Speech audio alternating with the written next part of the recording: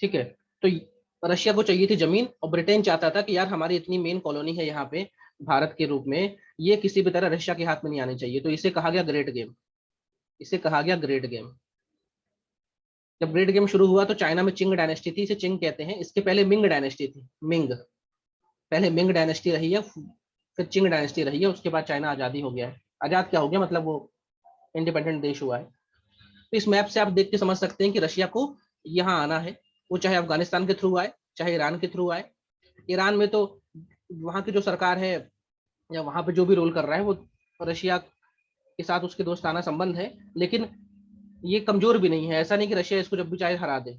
तो उसके लिए सॉफ्ट कॉर्नर था कि अफगानिस्तान पे अटैक करे, अफगानिस्तान से होते हुए ये अरब सागर आ जाए। ठीक है, क्योंकि अफगानिस्तान के जस्ट नीचे क्या आ रहा है, सिंध वाला एरिया आ रहा है, सिंध वाला। और आपको शायद ध्यान होगा, जब मैंने आपको एंग्लो सिंध पढ़ाया था तो मैंने बोला था जो सिंध के लोग थे या सिंध के जो 4 यार थे, सिंध के जो अमीर थे, वो किसको सैल्यूट मारते थे, अफगानिस्तान के जो शासक था उसको सैल्यूट मारते थे।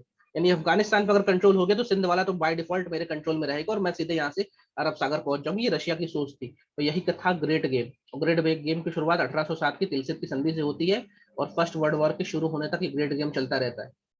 मतलब ब्रिटेन के लिए सबसे बड़ा खतरा, सबसे बड़ा जो डर था वो ये था कहीं रशिया इनके ऊपर अटैक ना कर दे, क्योंकि उसको चाहिए पानी, उसको चाहिए समंदर। तो ये था ग्रेट गेम। और जो एंग्लो अफगान वॉर हुआ है ना, उसमें सबसे मेन रीजन यही है। कहने को अफगानिस्तान और ब्रिटेन लड़े हैं, ब्रिटेन जब भी कहो तो ईस्ट इंडिया कंपनी समझ लीजिएगा, लेकिन इसके मेन रीजन यही था कि भाई ब्रिटेन चाहता था कि अफगानिस्तान कभी भी इसके कंट्रोल में ना आए।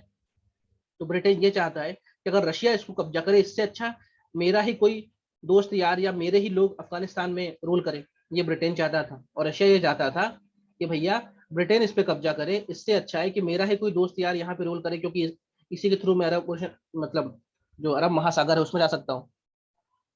तो इसीलिए होंगे हमारे एंग्लो अफगान वॉर। ये इनके मेन रीजन है, पहला हो, दूसरा हो या तीसरा हो। पहला जैसा कि मैंने बोला ये 1839 से शुरू होगा, 1842 में खत्म होगा। दूसरा वाला 1878 से शुरू होगा, ये 1881 पकड़ लो। और तीसरा वाला 1919 में ही शुरू होगा, 3-4 महीने चल के खत्म हो जाएगा। तो 3 एंग्लो अफगान वॉर हुए हैं। तो आज हम शुरू करते हैं पहले फर्स्ट एंग्लो अफगान वॉर के बारे में। आप लोगों को ब्रीफिंग क्लियर हुई?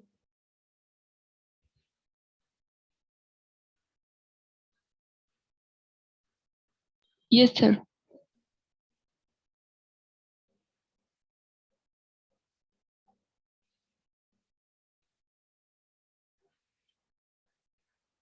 ठीक है। अब आप लोग थोड़ा सा रिकॉल करो, जब मिंटो नाम का यहाँ पे वायसराय था, सॉरी गवर्नर जनरल था, तो मिंटो को डर लगा रहता था कि भाई जब तिलसित की संधि हुई थी उस समय मिंटो यहाँ पे था। मिंटो फर्स्ट, मिंटो फर्स्ट यहाँ पे था, क्योंकि मिंटो सेकंड तो गांधी जी के टाइम आएगा। मिंटो फर्स्ट जब यहाँ पे था तो उसने देखा कि यार ये संधि हो गई है, नेपोलियन और रशिया मिल गए हैं, हमें कुछ ना कुछ करना पड़ेगा। तो उसने हर जगह अपने दूत भेजे। कहाँ कहाँ भेजे? सिख एम्पायर के पास अपना दूत भेजा, मेटकाफ को। दुर्रानी मतलब अफगानिस्तान में जो किंगडम था वो दुर्रानी किंगडम था। आपको शायद याद होगा, एक व्यक्ति था जो थर्ड बैटल ऑफ पानीपत में उसने मराठाओं को हराया था, उसका क्या नाम था? अहमद साहब अहमद अब्दाली। साहब दाली। अहमद शाह अब्दाली। अफगानिस्तान, जो आज का अफगानिस्तान आप देख रहे हैं ना, उसको इसने बनाया था। बनाया मतलब उसने इतने बड़े एरिया को इकट्ठा किया था। तो आज अफगानिस्तान के राष्ट्रपिता हैं अहमद शाह अब्दाली। और वो जिस खानदान से आते थे उसे कहा जाता है दुर्रानी एम्पायर, दुर्रानी। तो इसका जो बेटा है वो तो अपने नाम के आगे दुर्रानी लगा भी लेगा, इसके बेटे का नाम रहेगा तिमूर शाह दुर्रानी, वो दुर्रानी लगा भी लेगा। और आपको मैंने बताया था कि 1773 में इस व्यक्ति को ट्यूमर हो गया था, संजय दत्त ट्यूमर से मर गए थे। ठीक है। और अभी शायद 8-10 महीने एक फिल्म भी आई थी इसी को लेकर, उसका नाम मैं भूल रहा हूँ, जो भी है। उसमें अहमद शाह अब्दाली के जो था हमने वो दिखाया।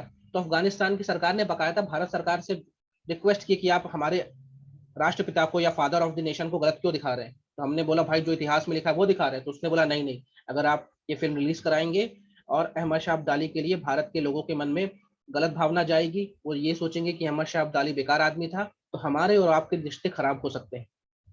इतने ज्यादा चीज बढ़ गई थी। तो Ahmad Shah Abdali is now termed as the father of modern Afghanistan. तो उस समय अहमद शाह जब अब्दाली तो मर गया 1773 में, बात कर रहा हूँ 1807 की। तो इसका जो बेटा था या इसके जो बेटे पोते रहे होंगे वो दुर्रानी किंगडम चला रहे थे और उनकी राजधानी काबुल थी। आज भी अफगानिस्तान की राजधानी काबुल है, वहां पे अल्फिस्टन को भेजा इसने। इसने भेजा ये मिंटो ने। ये मिंटो कौन है?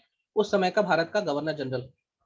ठीक है, भारत का भी नहीं कहेंगे, तो उस समय का बंगाल का गवर्नर जनरल, क्योंकि भारत का नाम तो 1833 में आया है। इसने ईरान में भी भेजा अपना दूत, मेलकम नाम का।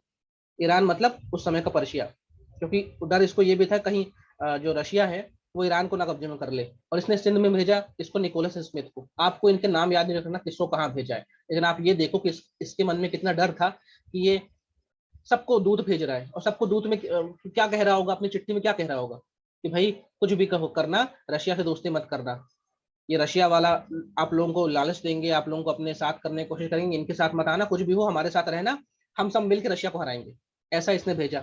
और हम जानते हैं कि जो मेटकाफ था इसने बाद में रंजीत सिंह के साथ एक संधि कराई थी 1809 में। कोई बताएगा वो संधि का नाम क्या था? सतलज अमृतसर अमृत ट्रीटी ऑफ अमृतसर। बढ़िया, ट्रीटी ऑफ अमृतसर। और ये मेटकाफ बाद में गवर्नर जनरल ऑफ इंडिया भी बनेगा। ठीक है, इसको हम इसी को हम प्रेस का मुक्तिदाता कहते हैं। तो हम ये देख रहे हैं कि ये जो तिलसित की संधि थी उसके बाद से अंग्रेज जो है ईस्ट इंडिया कंपनी वो बिल्कुल परेशान होगा कि यार कुछ भी करके रशिया को रोकना पड़ेगा। ये तो रशिया और उस समय नेपोलियन का हाथ इसके साथ था, तो इन लोग ऐसा ना हो कि हमारा बुरिया बिस्तर बांध दे। ठीक है, हमारा इतना बड़ा एम्पायर है यहाँ पे, इतना सारा हम पैसा कमा रहे हैं, इतनी सारी यहाँ पे जलवे मार रहे हैं और ये लोग हमको डरा रहे हैं। तो अब मिंटो ने यहाँ पे सब लोगों को भेजा। उसके बाद मेटकाफ ने सिख एम्पायर के साथ जाके क्या किया, क्या संधि की, वो आप लोग जानते हैं। ठीक है, लेकिन हमारा जो मेन फोकस है, हम क्या पढ़ रहे हैं, एंग्लो अफगान वार। तो हमें ये जानना है कि ये दुर्रानी किंगडम के पास जब गया था दूत हमारा, या जब बात हुई वो क्या हुई। तो दूत गया, तो उस समय दूत का तो ठीक ठाक स्वागत हुआ, लेकिन आपको शायद पता हो, पता क्या होगा, आपको याद ही होगा, मैंने पढ़ाया है। इन्हीं अहमद शाह अब्दाली के खानदान का एक लड़का था, इन्हीं अहमद शाह अब्दाली के खानदान का एक लड़का था जिसका नाम था शाह शुजा। शाह शुजा, जो कि एक तरह से पोता ही था, अहमद शाह अब्दाली का नाम पोता था, लेकिन उसको गद्दी मिलनी थी, लेकिन उसके भाई बंधुओं ने उसको मार के भगा दिया और वो फिर रंजीत सिंह के दरबार में आ गया था, जिससे रंजीत सिंह ने कोहिनूर ले लिया था। ये एक मैप देखिए कितना बड़ा रशिया है, उस समय का रशिया कितना बड़ा है। ये कैस्पियन सागर यहाँ पे दिखा रहा है। मतलब आप देखो ये कितना बदनसीब देश है कि दुनिया की सबसे बड़ी लैंड बॉर्डर है इसके पास, ये कैस्पियन सागर है। ठीक है, ये पूरा चाइना है। ठीक है, सब दुनिया की सबसे बड़ा जमीन है इसके पास। ये कहने को यहाँ भी समुंदर है, यहाँ भी समुंदर है, लेकिन ये समुंदर जो है ना 12 महीने पानी नहीं रहता, बर्फ जम जाती है यहाँ पे। ठीक है, इसलिए ये पगलाया हुआ था। और आज भी रशिया इसीलिए पगलाया हुआ है कि हमें यार ऐसी कोई पानी चाहिए जहाँ पे 12 महीने पानी रहे, क्योंकि ये इसका जो बहुत बड़ा एरिया है वो पोलर ध्रुवीय हिस्से में आता है, पोलर रीजन में आता है, और वहां पे तो बर्फ जमना स्वाभाविक सी बात है, इतना कम टेम्परेचर रहता है। तो ये सब वही मैप है कि भाई अगर आना है रशिया को तो या तो पर्शिया से होते हुए यहाँ आएगा, पर्शिया क्रॉस करके इधर आ जाएगा अरब सागर पर्शियन गल्फ में, या अफगानिस्तान से होते हुए सिंध होते हुए आ जाएगा। और सिंध, इसी डर के कारण सिंध को 1843 में सिंध को ऑक्युपाई कर लिया था अंग्रेजों ने, है ना, और सिंध को कमिश्नरी बना दी थी। ये सब मैप आप लोग देख लेना। अब मैंने जैसा बोला कि भैया 1807 में तिलसित की संधि हो गई है और उस समय इसने दूध भी भेजा था उधर, काबुल में दूध भेजा, पर्शिया में दूध भेजा, सब जगह दूध भेजा। इसी बीच में क्या हुआ, जो अहमद शाह अब्दाली का पोता था उसको वहां से गद्दी से हटा दिया गया। ये उसकी तस्वीर है। जब गद्दी से हटा दिया गया तो मैंने मैप में आपको दिखाया है, ये अफगानिस्तान है। अफगानिस्तान के बाद जस्ट किसकी बॉर्डर लगती है, महाराजा रंजीत सिंह की। और उसके बाद ये नदी बहती है, और इस नदी का नाम है सतलज नदी। और उसके बाद जो एम्पायर है वो किसका, ईस्ट इंडिया कंपनी का। तो अफगानिस्तान से शाह शुजा दुर्रानी ये भाग के रंजीत सिंह के पास है, बोला भाई यार मुझे बचाओ और मुझे मेरी गद्दी दिलाओ। तो रंजीत सिंह ने इसको अपने पास रखा, इससे कोहिनूर भी लिया और बोला यार तू बैठ मेरे घर में रह, खा पी रहे बढ़िया कर, जब मौका लगेगा तब हम चलेंगे और अपनी आर्मी लेके चलेंगे अफगानिस्तान से, अपन क्या करेंगे, तुमको बैठा देंगे। लेकिन आप खुद सोचो, रंजीत सिंह की डायरेक्ट बॉर्डर लग रही है अफगानिस्तान से। अफगानिस्तान में जो भी बैठा है अभी यहाँ पे जो बैठा है उसका नाम है दोस्त मोहम्मद बैठा है।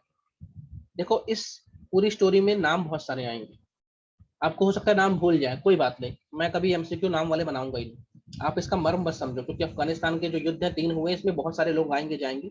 मेरा काम है कहानी सुनाना, आप सुनो, भले नाम भूल जाओ लेकिन इसका नाम याद रखना, शाह शुजा दुर्रानी कौन था इसका नाम याद रखना, बाकी भले सबका नाम भूल जाना।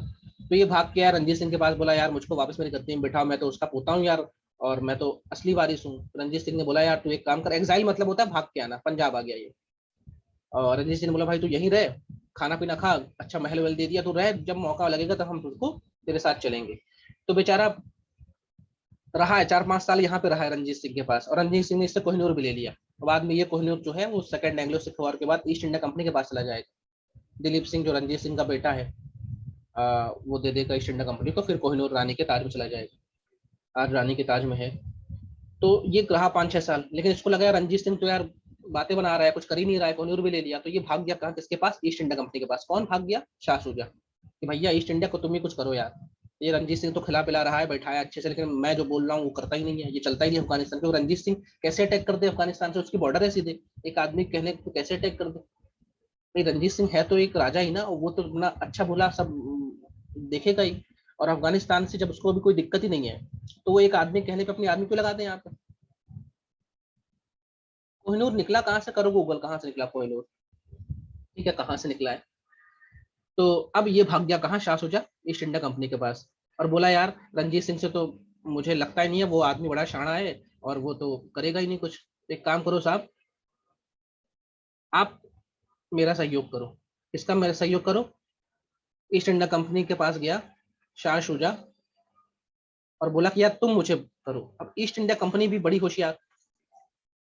असल में क्या है, अफगानिस्तान हमेशा से अफगानिस्तान हमेशा से वहां पे ये ट्राइब्स रहती आई है, आज भी ट्राइब्स रहती आई है। जैसे आज हम इंडिया में घूमे तो हमें बिहार है, बंगाल है, उड़ीसा है, एमपी है, यूपी, हम यहाँ से कहीं भी चले जाएं, तो अगर हमें हिंदी बोलना आता है, इंग्लिश बोलना आता है, तो अपना काम चला लेंगे, और हमें एक जैसे लोग दिखते हैं। ऐसा नहीं लगता कि यार इनका खान पान बहुत ज्यादा ही अलग है, हम यहाँ रोटी खाते हैं, वो वहाँ लोहा खाते हैं, ऐसा तो है नहीं।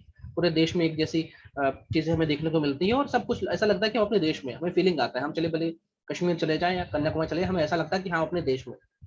लेकिन अफगानिस्तान में क्या है, वहाँ ट्राइब्स रहती हैं, जनजातियां रहती हैं, और वो जनजातियों का अपना एक इलाका होता है, और इन जनजातियों का अपना एक सरदार होता है।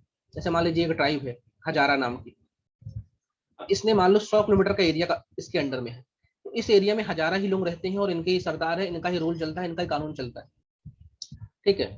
फिर अगर मैंने बोला एक एरिया है, मान लो पश्तून पश्तून रहती है जनजाति, आज भी रहती है, मान लो इनके पास 1000 स्क्वायर किलोमीटर का एरिया है, तो इस एरिया में पश्तून का लोग ही रहते हैं, इन्हीं का रूल चलता है। और अगर मान लो अपनी कार से आप हजारा वाले एरिया में घुसे, तो यहाँ पे जो आपको मिलेंगे वो हजारा लोग मिलेंगे, उन्हीं का नियम चल रहा है, बोलेंगे भाई हमको यहाँ टैक्स दो, यहाँ टैक्स दो, और अगर आपने यहाँ कुछ दिक्कत कर दी तो यही लोग आपको मार भी डालेंगे। मतलब यहाँ पे आज भी अफगानिस्तान में जो सरकार है, वो सरकार इन जो ट्राइब्स है ना, इनके सहयोग से चलती है। भाई अगर उनको पूरे देश में सरकार चलानी है, तो पश्तूनों का भी इनको सहयोग लेना पड़ेगा, पश्तूनों की बात भी माननी पड़ेगी, हजारा को भी बात माननी पड़ेगी, बलूचों को भी बात माननी पड़ेगी, क्योंकि ट्राइब्स रहती हैं। और इन ट्राइबों के चक्कर में चाहे सिकंदर हो, चाहे अशोक हो, चाहे ब्रिटिश हो, चाहे आज वर्तमान में यूएसए हो, ये सब बर्बाद हो गए। इसलिए अफगानिस्तान को हम कहते हैं graveyard of civilization, graveyard of civilization, यानी सभ्यताओं का कब्रगाह, सभ्यताओं का कब्रगाह। मतलब बड़े से बड़े देश यहाँ पे आ जाएं, इतनी सारी ट्राइब है यहाँ पे, और इन अब भाई एक ट्राइब के आप मन की बात करेंगे, हो सकता है दूसरे ट्राइब को बुरा लग जाए, और दूसरे ट्राइब की मन की बात करेंगे, हो सकता है पहले ट्राइब को बुरा लग जाए। और यहाँ पे बहुत सारी ट्राइब हो रही है, ये अपने आप में बहुत मजबूत है। मतलब इस इलाके में इनका कानून चलता है। हमारे देश में क्या है, मान लीजिए अगर आपने मोदी जी को प्रधानमंत्री बनाया, तो मोदी जी पूरे देश में घूमे, पूरे देश में कोई भी कानून लाए, कोई भी बात कहे, पूरा देश उनका सम्मान करता है, ठीक है। और चलो ये तो डेमोक्रेसी है, मान लो चलो आप ऑटोक्रेसी में गए, या राजतंत्र में भी गए, या रशिया में भी आप गए, तो रशिया में बहुत सारी ट्राइब्स हैं, लेकिन रशिया में अगर पुतिन है कुछ कह दिया तो वो मानना पड़ेगा। लेकिन अफगानिस्तान में ऐसा नहीं, अफगानिस्तान में सदियों से ट्राइब रहती आ रही है, और वो लोग आज भी, कजर क्या है, कजार, कजार कहाँ लिखा है शिवानी, जार लिखा होगा अच्छा ये, अरे इसको बताऊंगा यार, अभी जो नहीं बोला है उसको मत पूछो अभी। असल में ये वहां का ईरान का राजा है, ठीक है। तो मैं बोल रहा था कि अफगानिस्तान में ट्राइब रहती है, आज भी अफगानिस्तान में। आप देखिए 2021 में भी सितंबर 11 सितंबर 2021 को अमेरिका अपनी पूरी सेना अफगानिस्तान उससे निकाल रहा है, अफगानिस्तान से, और अफगानिस्तान को वापस छोड़ रहा है। और इस 20 साल के दौरान अब अमेरिका ने अपने 50,000 सैनिक खो दिए, खरबों रुपए बर्बाद कर दिए, लेकिन अफगानिस्तान को जीत नहीं पाए, अफगानिस्तान को कंट्रोल नहीं कर पाए। अफगानिस्तान में ट्राइबल लोग रहते हैं। मैंने बोला सिकंदर भी यहीं परेशान हुआ था, अशोक ने भी अफगानिस्तान तक का एरिया कैप्चर किया था, लेकिन वो भी परेशान हो गया था। उसके बाद अगर हम देखें तो चाहे कुषाण आए चाहे कनिष्क आए, इन लोगों ने भी अफगानिस्तान को कोशिश की कब्जा करने की, कर नहीं पाए, क्योंकि अफगानिस्तान में बहुत सारी ट्राइब है और इन ट्राइबों को एक साथ लेके चलना बड़ा मुश्किल होता है। ठीक है, इन्हीं ट्राइबों में बहुत सारी ट्राइबों का सहयोग प्राप्त है तालिबान को, और तालिबान आज अफगानिस्तान में मोर देन 50% एरिया कंट्रोल करता है। तो अब ईस्ट इंडिया कंपनी को ही पता था कि अगर हम इस आदमी के कहने पे अफगानिस्तान में लड़ने जाएंगे, जब रणजीत सिंह की सीधे बॉर्डर लग रही, वो लड़ने नहीं जा रहा, तो हम क्यों जाएं। तो ईस्ट इंडिया कंपनी ने भी इसको बला फुसला के बोला कि भाई तू मेरे साथ रहे, खाना पीना खा, तो तुझे सब दे दिया रहने खाने को, बस तू शांत बैठ, जब मौका आएगा तब लड़ेंगे। क्योंकि ईस्ट इंडिया कंपनी के मन में डर तो है कि भैया हमें कभी रशिया हम पे अटैक ना कर दे या अफगानिस्तान पे अटैक ना कर दे। लेकिन अभी जो व्यक्ति बैठा है अफगानिस्तान में, शाह शुजा को हटा के, उसका नाम है दोस्त मोहम्मद। दोस्त मोहम्मद। और ये जो व्यक्ति अच्छा काम कर रहा है, ना ये रणजीत सिंह को परेशान कर रहा है, ना ईस्ट इंडिया कंपनी को परेशान कर रहा है, तो भैया क्यों हटाए हम। माना कि शाह शुजा को हमें गद्दी में बैठाना है, शाह शुजा हमारा भाई थोड़ी ना है, रिश्तेदार है कि हम उसके लिए आदमी लगा देंगे। खैर, लेकिन इतना जानिए शाह शुजा जो है वहां से भाग के यहाँ पे आ गया है। इसी बीच में क्या हुआ, एक छोटा सा युद्ध, एक युद्ध होता है रशिया और ईरान के बीच में। तो इस युद्ध के बाद एक संधि होती है, इसका नाम है तुर्को चाई संधि। मत याद करना कौन सी संधि है, मोटे तौर पर बस ये जानो कि रशिया ने ईरान पे हमला किया, और उस हमले में इन दोनों की आपस में बातचीत हो गई, एक संधि हो गई, और उस संधि में ये हो गया कि भाई ईरान अपने देश से रशिया के जो कारवां है, जो रशिया के जो ट्रेडर्स हैं, उनको निकलने की अनुमति दे देगा। लेकिन इस लड़ाई और इस संधि को दिखा के ईस्ट इंडिया कंपनी थोड़ी, उसकी आंखें मतलब खुल गई, और उसको लगा यार रशिया जब ईरान पे हमला कर सकता है तो अब पक्का अफगानिस्तान पे कर ही देगा। तो ईस्ट इंडिया कंपनी ने सोचा नहीं यार, हमें कुछ बॉर्डर बनानी पड़ेगी, हमें कोई नेचुरल बॉर्डर बनानी पड़ेगी अफगानिस्तान और इंडिया के बीच में। कहने को बीच में महाराजा रणजीत सिंह बैठे हैं बफर स्टेट के रूप में, लेकिन महाराजा रणजीत सिंह कब तक बैठे, आज नहीं कल मर जाएगा, तो कोई उसके जगह कोई कमजोर राजा आ गया तब तो दिक्कत ही हो जाएगी। ये तो अब क्या पता अफगानिस्तान वाले ही पंजाब पे अटैक कर दे, या दोस्त मोहम्मद ही अटैक कर दे।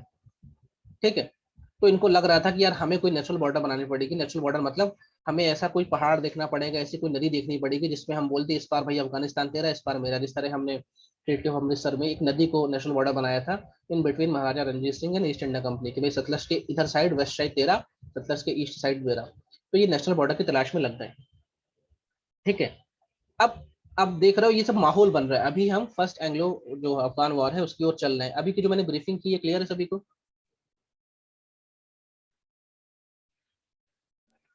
जी सर। Yes sir.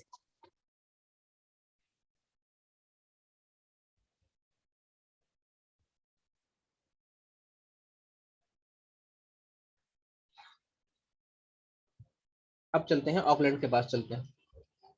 ऑकलैंड आ चुका है 1836 में, और ऑकलैंड ने जब आया तो ऑकलैंड अपनी एक पॉलिसी के बारे में जाना जाता था, उसका नाम था फॉरवर्ड पॉलिसी। ऑकलैंड ये कहता था कि हम वेट क्यों करते हैं कि रशिया जब हम पे अटैक करेगा तब हम उससे लड़ेंगे, क्यों ना हम ही आगे बढ़ के रशिया पे अटैक कर दे या अफगानिस्तान पे अटैक कर दे। जैसे नहीं होता भैया, एक क्रिकेटर होता है वो टुक टुक करके खेलता है और एक फ्रंट फुट पे आके छक्का मारता है, तो ये सोच रहे थे फ्रंट फुट पे जाके छक्का मारते।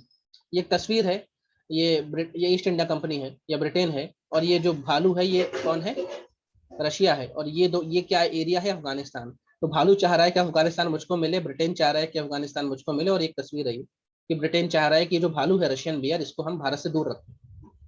तो ऑकलैंड अपनी फॉरवर्ड पॉलिसी के लिए जाना जाता था, और ऑकलैंड ने के कार्यकाल में ही शुरू होगा फर्स्ट एंग्लो अफगान वॉर। ठीक है, अब चलते हैं इसकी कहानी थोड़ी सी देख लेते हैं, मेन कारण क्या था। ये फॉरवर्ड पॉलिसी के बारे में मैंने बता दिया है।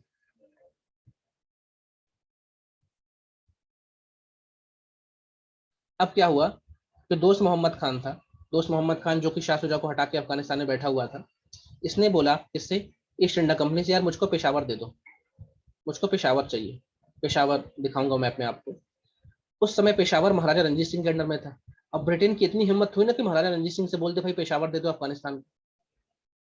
ठीक है, तो ईआईसी ने दोस्त मोहम्मद खान का ये जो ऑफर था ये रिजेक्ट कर दिया कि नहीं भैया हम तुमको पेशावर नहीं देंगे। ठीक है, ये जो तस्वीर है शायद किसी लॉर्ड ऑकलैंड की तस्वीर है ना।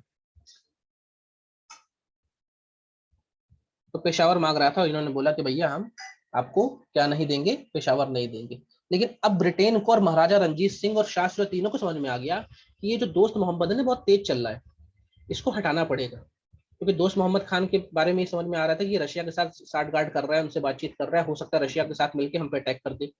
तो 1838 में एक ट्रिपार्टाइट ट्रीटी होती है, ये मैंने आपको एंग्लो सिख वॉर में बताया था। ये ट्रिपार्टाइट मतलब तीन पार्टी है, एक तरफ तो रंजीत सिंह बैठा है, एक तरफ शाह शुजा बैठा और एक तरफ ईस्ट इंडिया कंपनी बैठी है। और तीनों ने ये मिलकर तय किया कि यार हम तीनों चलते हैं और दोस्त मोहम्मद खान को हटाएंगे और अपने इस व्यक्ति को, शाह शुजा को क्या बना देंगे, अफगानिस्तान का नया शासक बना देंगे और ये अपना ही आदमी रहेगा। तो अपना ही आदमी रहेगा तो ये रशिया से कभी दोस्ती नहीं करेगा और हम सिक्योर हो जाएंगे। रंजीत सिंह ने बोला ये भी अच्छी बात है यार, शाह शुजा कोई बना देते हैं तो हम भी सिक्योर हो जाएंगे, पता नहीं दोस्त मोहम्मद खान कल को मेरे ऊपर अटैक ना कर दे। तो दोस्त मोहम्मद को हटाने के लिए, उसको रिप्लेस करने के लिए इन लोगों ने एक समझौता किया। और इस समझौते के बाद ये बात हुई थी कि शाह शुजा को जब हम अपना वो बना देंगे, अफगानिस्तान का नवाब बना देंगे या राजा बना देंगे, शासक बना देंगे, तो अफगानिस्तान की सारी फॉरेन पॉलिसी फिर ब्रिटेन क्या करेगा, चलाएगा और सिख चलाएंगे। इसका मतलब सब्सिडी लाइन्स वाला काम, भैया तुम्हें जो करना है आंतरिक रूप में करो, लेकिन किसी से युद्ध करना है, किसी से बातचीत करनी है, किसी के साथ डिप्लोमेसी करनी है तो हम कर लेंगे। सब कुछ बढ़िया था, ठीक है। तो ये तय हुआ कि शाह शुजा को अब क्या बनाना है, दोस्त मोहम्मद खान को हटाना है और शाह शुजा को हमें बनाना है अफगानिस्तान का नया शासक। क्योंकि ये पोता है भाई, ये अहमद शाह अब्दाली का पोता है, ये डिनाइन इसका राइट है। कब से बैठा रहेगा बेचारा, 1809 से आके बैठा हुआ है यहाँ पे। आप देखिए 30 साल हो गए, है ना। अब शाह शुजा के मन में लड्डू फोड़ा, चलो यार अब चलते हैं। और रंजीत सिंह ने शाह शुजा से बोला था कि भाई जब तुम्हें हम बैठा देंगे ना तो तुम एक काम कर देना। अभी क्या था, 1809 की संधि से जो सतलज नदी है, सतलुज नदी, ये तो भैया इनका ईस्टर्न बॉर्डर हो गया। और रंजीत सिंह ने बोला शाह शुजा से ये जो इंडस नदी यानी सिंधु नदी है, सिंधु नदी के इस पार वाला एरिया मुझको चाहिए पूरा। तो रंजीत सिंह भी अपनी बॉर्डर सिक्योर करना चाह रहे थे और ये नेशनल बॉर्डर बन रहा है, देखिए नेशनल बॉर्डर, एक नदी के रूप में बॉर्डर बना रहे हैं। तो इसने भी यही बोला रंजीत सिंह ने शाह शुजा से कि मैं तुम्हें गद्दी में तो बैठवा दूंगा पर ध्यान रखने सिंधु नदी के इस पार का एरिया पूरा मेरा। तो रंजीत सिंह के लिए फायदा था कि उनका बॉर्डर सिक्योर हो जाएगा, ईस्ट इंडिया कंपनी के लिए फायदा था कि शाह शुजा बैठेगा तो उनका वो डर खत्म हो जाएगा कि रशिया कभी इन्वेट करेगा अफगानिस्तान पर और हमारे ऊपर आ जाएगा घुसने। तो सबका फायदा था, शाह शुजा का ये फायदा था कि यार मुझे गद्दी मिल जाएगी। अब चलते हैं कहाँ, फर्स्ट एंग्लो जो अफगान वार है उसकी शुरुआत में। संधि हो गई, सब कुछ हो गया, आर्मी चढ़ाई कर दी। आर्मी कहाँ चढ़ाई कर दी, अब चली गई अफगानिस्तान। रंजीत सिंह की आर्मी थी, ईस्ट इंडिया कंपनी की आर्मी थी, ये सब चल गई। ये एक तस्वीर है, ईस्ट इंडिया कंपनी जो है ये गजनी में अटैक कर रही है 1839 में कि भैया अब जैसे मैंने बोला अफगानिस्तान में बहुत सारे कबीले हैं और वो कबीले ऐसे नहीं कि भेड़ बकरी चरा रहे हैं, वो कबीलों के बाकायदा किले बने हुए। वो कबीले, एक एक कबीले के अंदर में 5-5 हजार लोग रहते हैं, बहुत अपने आप में समृद्ध कबीले हैं, मजबूत कबीले हैं, उनके पास तोप गोला बारूद सब है।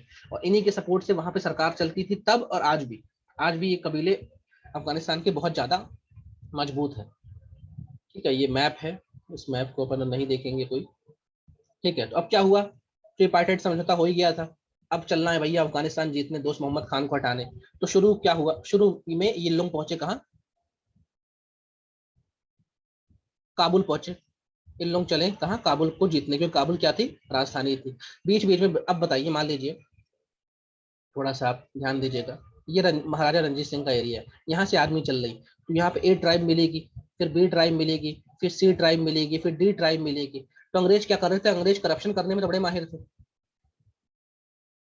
गजनी काबुल में नहीं है, गजनी एक शहर है पूरा पूरा, गजनी एक पूरा शहर है, ठीक है। यहाँ पे गजनवी एम्पायर था और जो महमूद गजनी था, मध्यकालीन इतिहास में आप देखेंगे महमूद गजनी जब आया था तो वो इसी गजनी का जगह था ना। तो जब हम आगे बढ़ेंगे तो हमें अलग अलग एम्पायर मिले, मतलब छोटे छोटे ट्राइबल मिलेंगे, तो इन सबको घूस दे दे के ये अपने साइड मिलाते जा रहे थे। ट्राइबल लोगों का सबसे बड़ा ईमान क्या था, पैसा था। तो अंग्रेज जब यहाँ से पहुंचे तो ए को बोला भाई तू मेरे साथ हो जा, पैसा दे रहा है तू मेरे साथ चल। ए भी इनके साथ हो गया, बी भी इनके साथ हो गया, सी भी, पैसे के लिए सब इनके साथ होते गए और ये धीमे धीमे इलाका जीतना शुरू कर दिए क्योंकि घूसखोरी खूब कर रहे थे। 1840 आते आते दोस्त मोहम्मद खान जो है सरेंडर कर देता है क्योंकि इन्होंने लगभग सारा इलाका जीत लिया। अब ईस्ट इंडिया कंपनी को लग रहा था कि यार ये तो बड़ा आसान युद्ध हो गया यार, हम तो यहाँ चल रहे हैं, लोगों को मार रहे हैं, घूस दे रहे हैं, यहाँ के कबीले तो बड़े घूसखोर हैं, पैसा ले लेके हमारे साथ हो जा रहे हैं, बड़े खुश थे। अरे यार ये तो बड़ा अच्छा युद्ध चल रहा है और शाह शुजा को ये बना देते वहां का अमीर या वहां का नवाब बड़ी आसानी से। तो 1840 आते आते एक साल के अंदर ये पूरे अफगानिस्तान को जीत लेते हैं और शाह शुजा बन जाता है क्या, नया नवाब। और ये दोस्त मोहम्मद खान है, दोस्त मोहम्मद खान को सरेंडर कर देता है और भाग जाता है यहाँ से। मारते नहीं भाग जाता है, तो शाह शुजा बन जाता है अगला नवाब। बहुत अच्छा लग रहा था। लेकिन अब शाह शुजा के साथ क्या शर्त थी कि भैया तुम्हारी पूरी डिप्लोमेसी हम देखेंगे। तो जब शाह शुजा बोला ठीक है यार आपको जो करना है करो, हमें तो गद्दी मिल गई, वेरी गुड। तो अब शाह शुजा के साथ बहुत सारे अंग्रेज ऑफिसर्स भी इसके साथ यहाँ पे बस गए, रहने आ गए, क्योंकि भैया इनको डिप्लोमेसी देखना था, इनको काम धाम देखना था। तो इन 2 सालों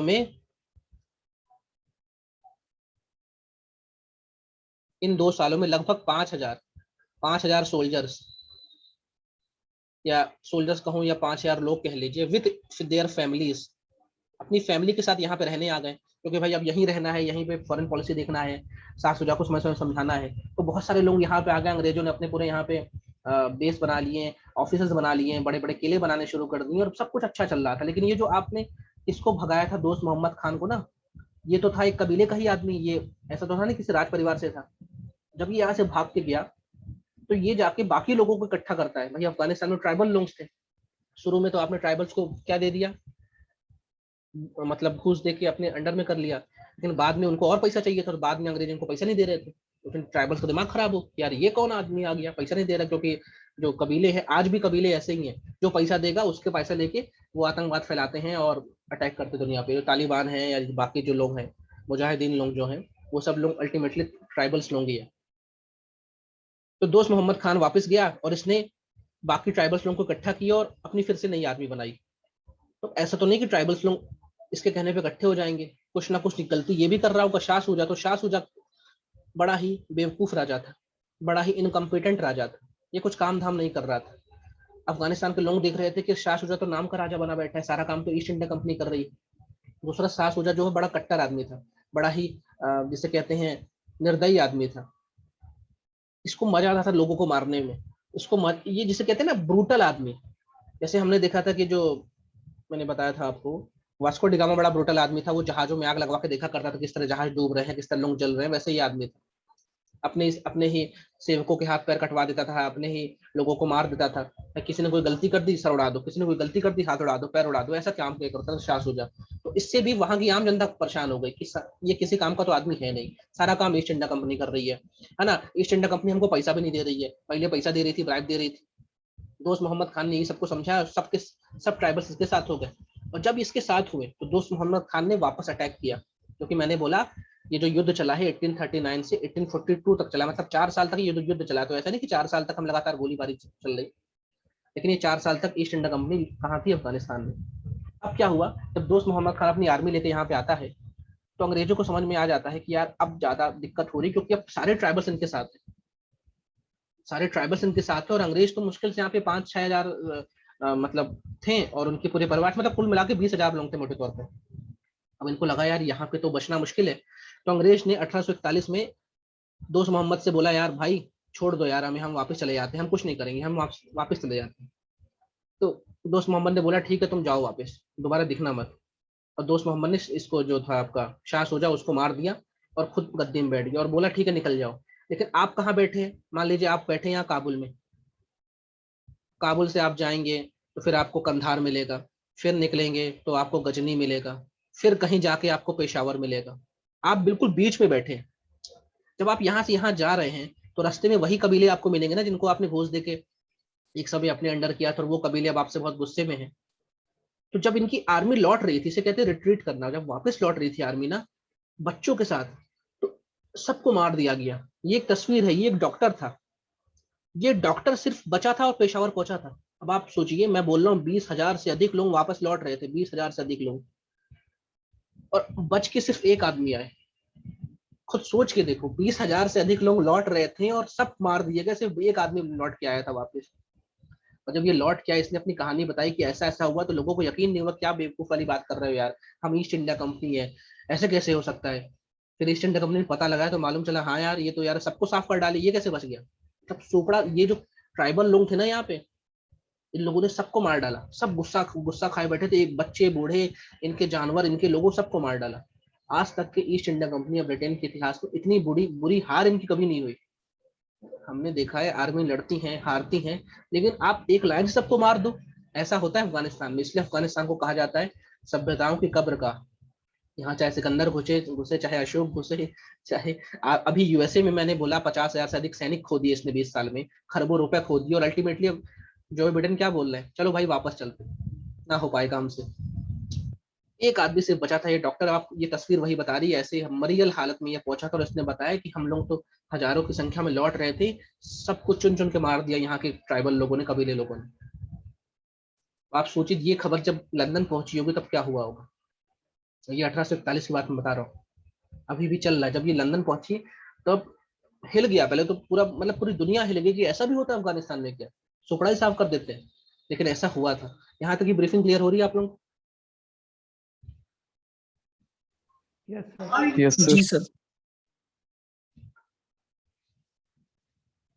ठीक है, तो ये लोग काबुल से वापस आ रहे थे, ये सब इनके साथ हुआ।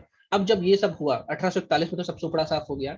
तो जो क्या नाम था उसका यार, लैंड, ऑकलैंड, ऑकलैंड को वापस बुला लिया गया, भाई ऑकलैंड तो वापस आ, तुझसे ना हो पाएगा। मतलब उस समय के गवर्नर जनरल को ऑफ इंडिया को वापस बुला लिया गया कि तुम तो कह रहे थे तुम युद्ध जीत लिए हो, और वहां देखो तुमने एक आदमी भी बचा है। उसके बाद आया एलन बरो। एलन बरो जब आया तो उसने कोशिश की कि हम सेफली अब वापस आ जाएं। तो सेफली कोशिश करने से क्या होता है, आया तो एक ही आदमी था ना। लेकिन एलन बरो को इसलिए बुलाया गया था कि भैया ये इससे कुछ ना हो पाएगा, ऑकलैंड से तुम जाओ। एलन बरो ने अपनी सेना वहां पे वापस बुलाई, जो भी था बोले वापस चलो, वापस चलो, जो कुछ बचा है वापस चलो। ठीक है, ये एलन बरो की तस्वीर है। लेकिन भाई अब इतनी बुरी बेइज्जती हो, आप दुनिया की सुपर पावर है उस समय, और आपका ऐसा सुपड़ा साफ कर रहा है, वो भी अफगानिस्तान, वो भी अफगानिस्तान के कबीले आपको ऐसा मार रहे हैं, तो आपके मन में ठेस तो होगी कि कहाँ आप गए थे अफगानिस्तान को जीतने, और उसने तो आपको ही सुपड़ा साफ कर दिया। फिर एलन बरो ने क्या किया, एलन बरो ने अब बदला तो लेना ही था, इसको वहां से आदेश आया ब्रिटेन से कुछ भी करो लेकिन बदला लो। तो यहाँ पे लिखा है कुछ समय 1.5 करोड़ रुपए लग गए थे, 20,000 से अधिक लोग मारे गए थे।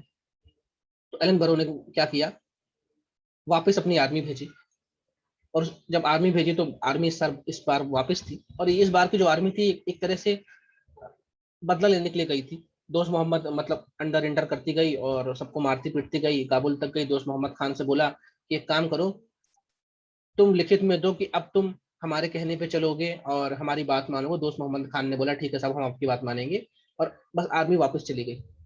मतलब अंग्रेजों को ये पता था अगर हम फिर से वापस जाएंगे और फिर से रहना शुरू कर देंगे तो फिर हम मरेंगे। तो ये यहाँ से निकलते हैं, काबुल जाते हैं, दोस्त मोहम्मद खान से बोलते हैं कि बोलो सॉरी। दोस्त मोहम्मद खान बोलता है ठीक है सुन लो सॉरी यार, और वापस चले आते हैं। दोस्त मोहम्मद खान गद्दी में बैठा ही रहता है, एक तरह से नहीं कि सजा देने के लिए हम वापस गए तुम्हें छड़ी मार के आगे बस। तो वापस एक बार इन्वेट होता है 1842 में, फिर वापस आ जाते हैं, छो छा के जल्दी से भाग आते हैं। तो इस तरह फर्स्ट एंग्लो जो अफगान वॉर होता है वो खत्म होता है।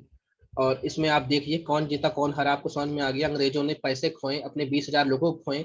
सिर्फ सैनिक को खोना चलता है, लेकिन सैनिकों के परिवार जो मरे हैं ना, वो बहुत बड़ी क्षति थी। ठीक है, बड़े बड़े ऑफिसर्स के परिवार तक साफ कर दिए इन लोगों ने। और दोस्त मोहम्मद खान को आप हटाने गए थे, लेकिन दोस्त मोहम्मद खान वापस गद्दी में आ गए और गद्दी में बैठा भी है। तो फर्स्ट एंग्लो जो अफगान वॉर है 1842 में खत्म हो जाता है। लेकिन अंग्रेजों को ये सबक सीख आ जाता है कि भैया अब आंख उठा के अफगानिस्तान की ओर देखना नहीं है, अफगानिस्तान में पागल बैठे हैं, ट्राइबल्स बैठे हैं।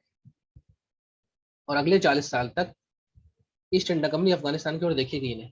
जब दोस्त मोहम्मद खान मरता है तब इसके बच्चों में स्ट्रगल शुरू होता है कि अगला कौन अगला कौन। तब भी ईस्ट इंडिया कंपनी नहीं जाती है कि भैया हम जाएं और सपोर्ट कर दें, जैसे ये आप कर्नाटिक वॉर में क्या करते थे कि भाई किसी का बाप मर गया तो बेटे का सहयोग करने चले गए। लेकिन तब भी अफगानिस्तान नहीं गए, क्योंकि जितना खौफ था इनको अफगानिस्तान घुसेंगे ना तो दिक्कत हो जाएगी। और रणजीत सिंह जो है वो भी 1839 में मर जाएगा। उसके बाद इसके जो बच्चे हैं वो भी 6 साल में खत्म हो जाएंगे। फिर हम देखते हैं कि सेकंड एंग्लो सिख वॉर के बाद तो पंजाब को भी एनेक्स कर लेते, तो धीमे धीमे ये पंजाब और सिंध को एनेक्स कर लेते हैं। और इनकी सीधे बॉर्डर अफगानिस्तान से, और दोस्त मोहम्मद खान के साथ इनकी दोस्ती ठीक ठाक है ही है।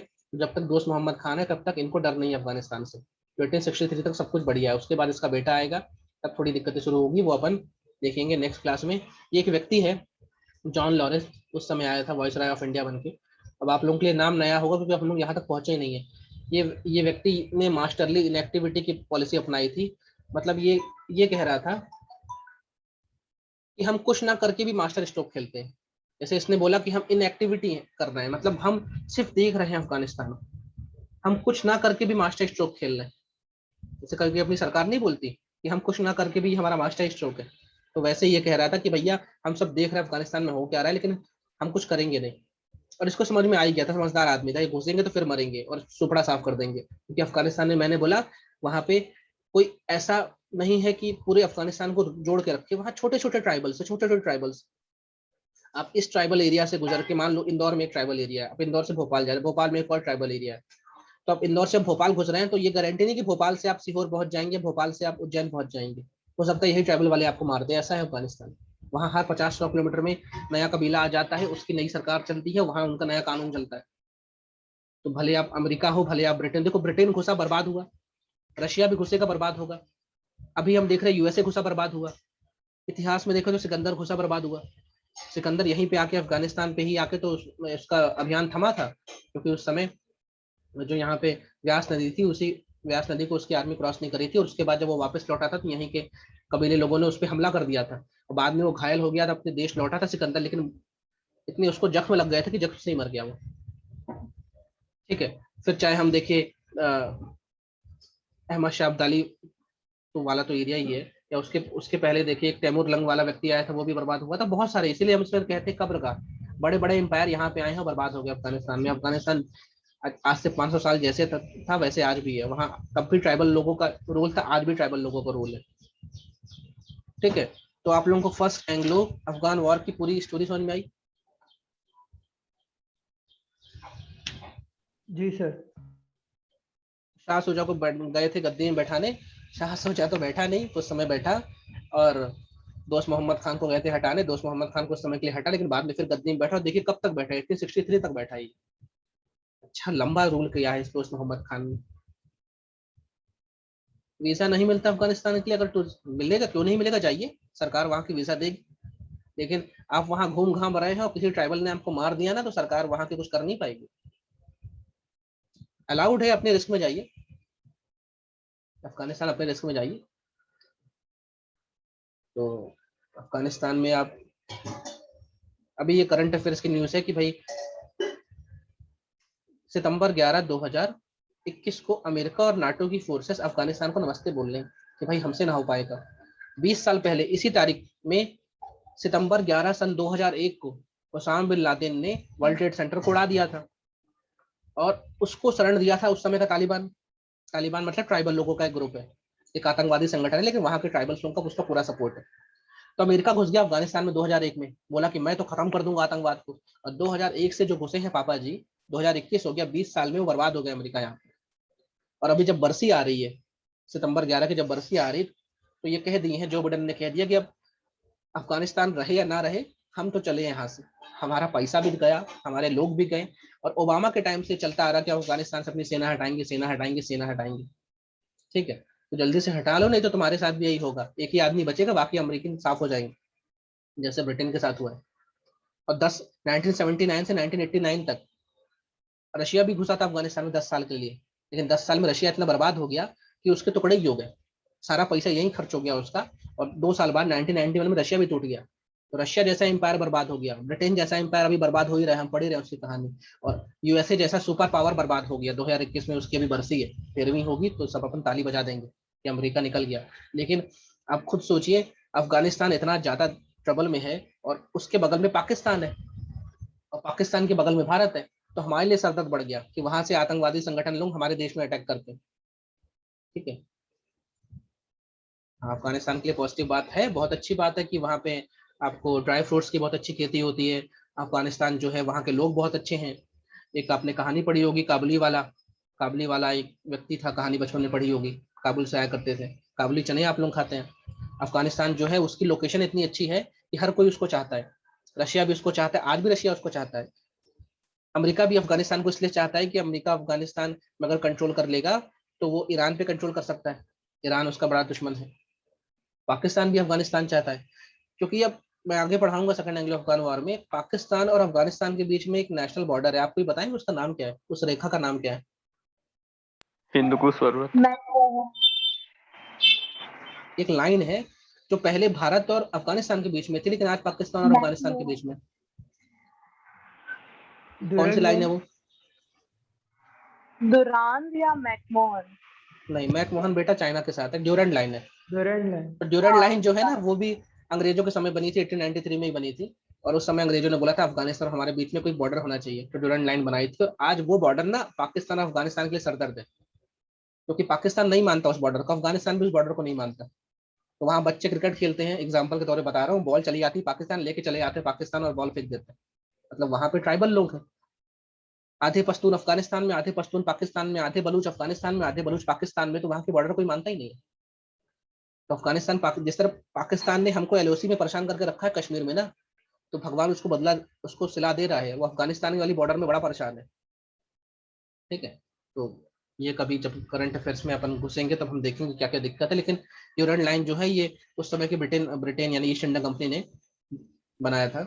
ईस्ट इंडिया कंपनी ने, ब्रिटेन नहीं बनाया था 1893 में, और वो अपना बॉर्डर सिक्योर करना चाह रही थी कि भाई मेरा ये भारत है और ये तेरा अफगानिस्तान है। उस तरह मैकमोहन जो रेखा है वो चाइना नहीं मानता, और मैकमोहन रेखा भी अंग्रेजों ने उस समय के जो तिब्बत के राजा थे उसके साथ मिलकर बनाई थी, और चाइना उसको नहीं मानता कि भाई तुम तिब्बत के राजा के साथ बनाओ, हम क्यों माने। तो बहुत सारे विवाद जो आज भी हम देख रहे हैं ना, वो अंग्रेजों की देन है, जो सरदर्द हमारे लिए बना हुआ है। तो खैर, बाकी बातें अपन कल की क्लास में करेंगे। आप लोग फर्स्ट एंग्लो अफगान वॉर समझ लिए, इसकी फाइल में शेयर करवा दूंगा आज ही, आप लोगों को देख लेना, पढ़ लेना बस।